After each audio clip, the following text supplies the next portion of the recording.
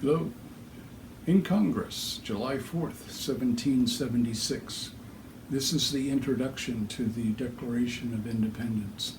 The unanimous declaration of the 13 United States of America, quote, "When in the course of human events it becomes necessary for one people to dissolve the political bands which have connected them with another, and to assume among the powers of the earth the separate and equal station to which the laws of nature and of nature's God entitle them to a decent respect to the opinions of mankind, requires that they should declare the causes which impede them or impel them to separation."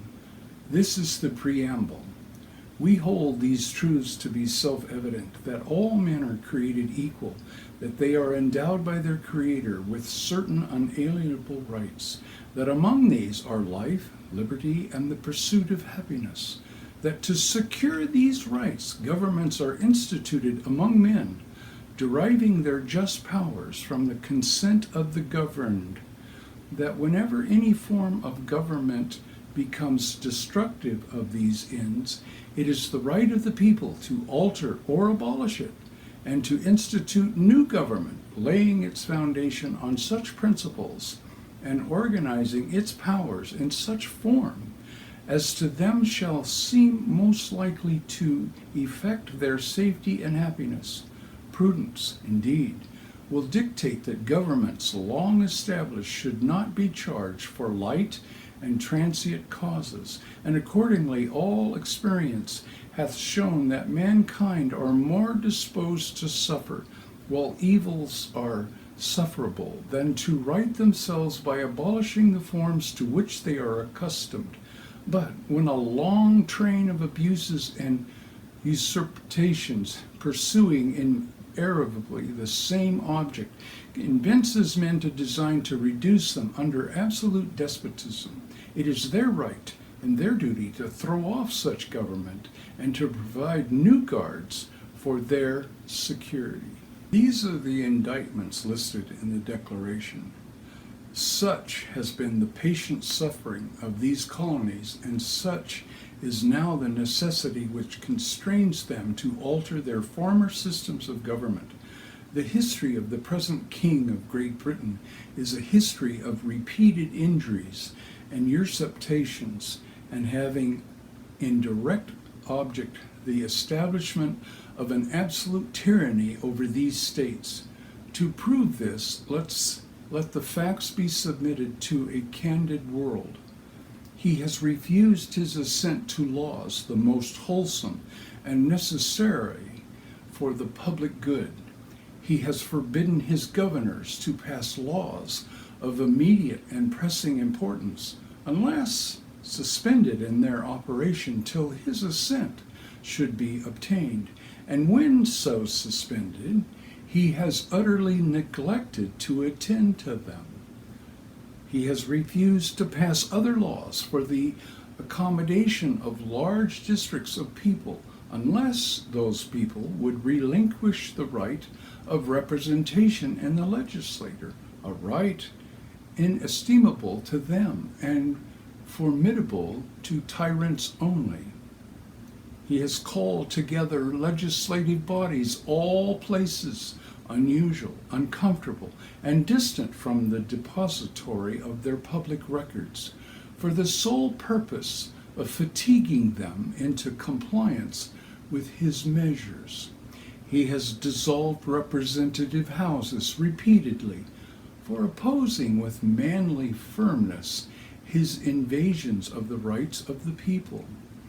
He has refused for a long time, after such dissolutions, to cause others to be elected, whereby the legislative powers, incapable of annihilation, have returned to the people at large for their exercise, the state remaining in the meantime exposed to all the dangers of invasion from without and convulsions within.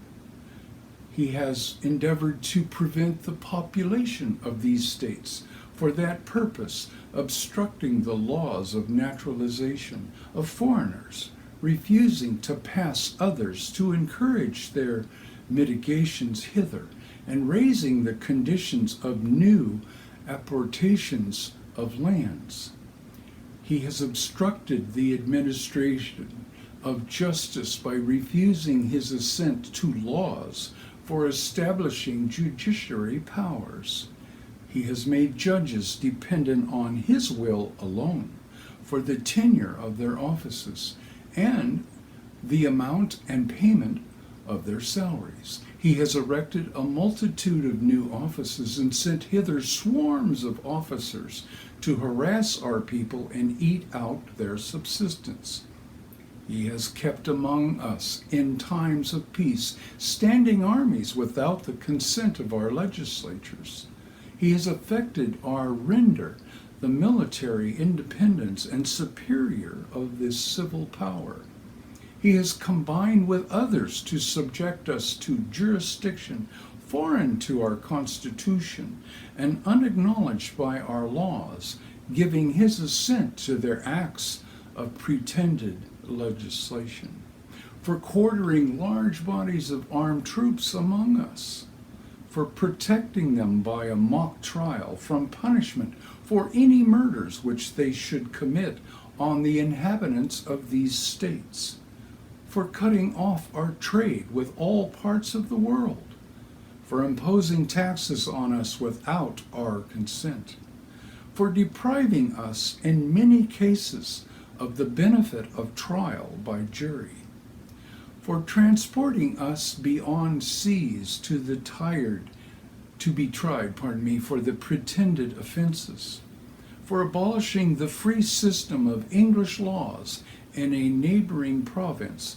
established therein an arbitrary government, and enlarging its boundaries so as to render it at once an example and fit instrument for introducing the same absolute rule into these colonies, for taking away our charters, abolishing our most valuable laws, and altering fundamentally the forms of our governments, for suspending our own legislatures and declaring themselves invested with power to legislate for us in all cases whatsoever. He has abdicated government here by declaring us out of his protection and waging war against us. He has plundered our seas, ravaged our coasts, burnt our towns, and destroyed the lives of our people. He is at this time transporting large armies of foreign mercenaries to complete the works of death, desolation, and tyranny, already begun with circumstances of cruelty and perfidy scarcely paralleled in the barbarous ages and totally unworthy the head of a civilized nation. He has constrained our fellow citizens taken captive on the seas to bear arms against their country, to become the executioners of their friends and brethren, or to fall themselves by their hands. He's excited domestic insurrections amongst us and has endeavored to bring on inhabitants of our frontiers the merciless Indian savages whom known rule of warfare is an undistinguished destruction of all ages, sexes, and conditions. In every stage of these oppressions, we have petitioned for redress in the most humble terms. Our repeated petitions have been answered only by repeated injury. A prince whose character is thus marked by every act which may define a tyrant is to be the ruler of these people. Veiled warnings. Nor have we been wanting in attentions to our British brethren. We have warned them from time to time of attempts by their legislator to extend an unwarrantable jurisdiction over us. We have reminded them of the circumstances of our immigration and settlement here. We have appealed to their native justice and magnanimity, and we have conjured them by the ties of our common kindred to disavow these usurpations which, would have inevitably interrupt our connections and correspondence. They too have been deaf to the voice of justice and of our consanguinity. This is the denunciation portion. We must, therefore, acquiesce in the necessity which denounces our separation, and hold them as we hold the rest of mankind, enemies in war and peace friends. This is the conclusion. We therefore, the representative of the United States of America, in General Congress, assembled, appealing to the Supreme Judge of the world for the rectitude of our intentions, do in the name and by the authority of the great people of these colonies, solemnly publish and declare that these united colonies are, and of right ought to be free and independent states, that they are absolved from all allegiance to the British Crown, and that all political connection between them and the state of Great Britain ought to be totally dissolved, and that as free and independent states they have full power to levy war, conclude peace, contract alliances, establish commerce, and to do all other facts and things which our independent states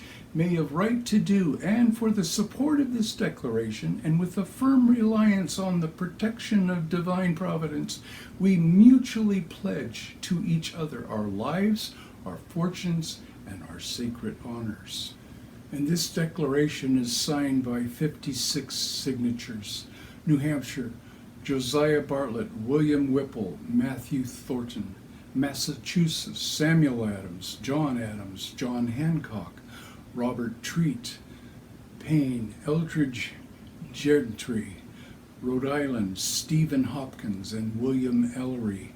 Connecticut, Roger Sherman, Samuel Huntington and William Williams. Oliver Wolcott.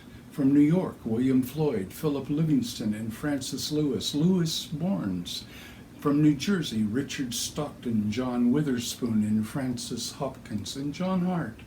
Abraham Clark. From Pennsylvania, Robert Morris, Benjamin Rush, Benjamin Franklin, John Morton, George Clymer, James Smith, George Taylor, James Wilson, George Ross. From Delaware, George Reed, Caesar Rodney, and Thomas McLean. From Maryland, Samuel Chase, William Paca, Thomas Stone, Charles Carroll of Carleton. From Virginia, George Wythe, Richard Henry Lee, Thomas Jefferson, Benjamin Harrison, Thomas Nelson Jr., Francis Lightfoot, Lee Carter Braxton, and North Carolina, William Hopper, Joseph Heaves, John Penn. From South Carolina, Edward Rutledge, Thomas Hayward Jr., Thomas Lynch Jr., Arthur Middleton. And from Georgia, Button Gwinnett, Lyman Hall, and George Walton. These men proclaimed our country. I hope you enjoyed my reading as much as I did. Have a blessed day. Happy July 4th.